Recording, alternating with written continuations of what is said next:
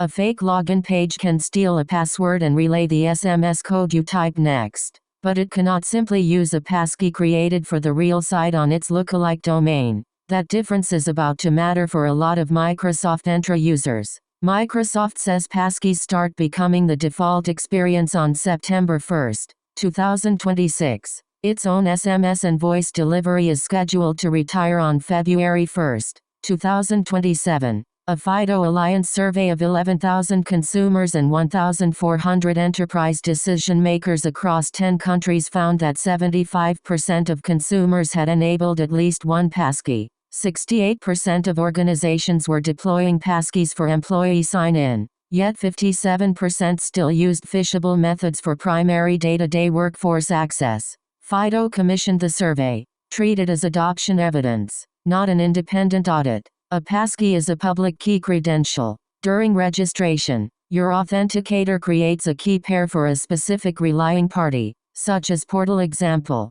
The service stores the public key. The authenticator, or an approved credential provider, controls the private credential. The server never needs a reusable password that both sides know. WebAuthn is the browser-facing API that coordinates this exchange with the authenticator. On the next sign-in, the portal sends a fresh challenge. Your browser asks the authenticator for a matching credential. You approve locally with a device PIN, fingerprint, or face check. That check unlocks the credential. The biometric is not sent to the portal. The authenticator signs the challenge and relying party context. The portal verifies the result with the stored public key. A captured assertion is tied to that challenge, so replaying it for a later challenge fails. Now compare two sign-ins. On the left, an employee visits a fake portal 1 example. With the number 1 replacing the letter L, the fake page can collect a password, forward it to the real portal, then ask the employee for the SMS code and relay that too.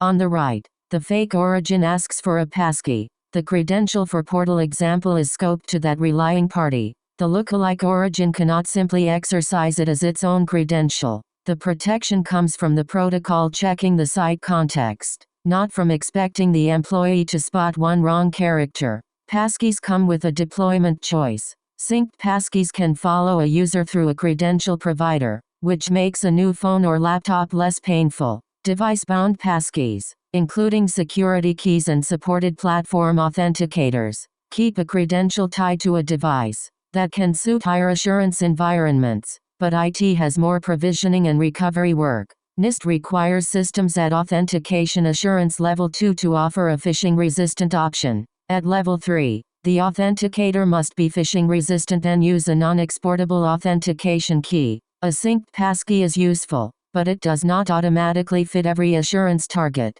Recovery is still part of the security design. If a user loses every device, access may depend on a synced provider, an existing device, a security key, or the service's recovery process. A weak recovery route can undercut a strong sign-in route.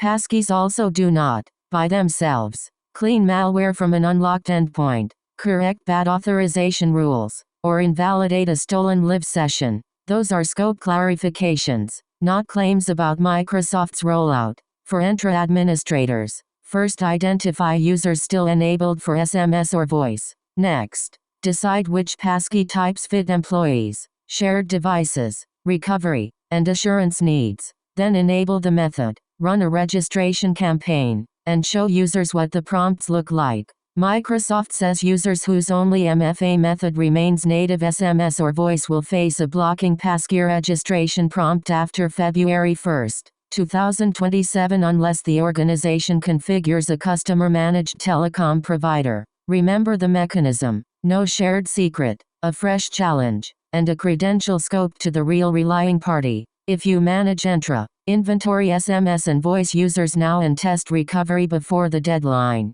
Subscribe for more mechanism first explainers, and share this with the person planning your authentication rollout.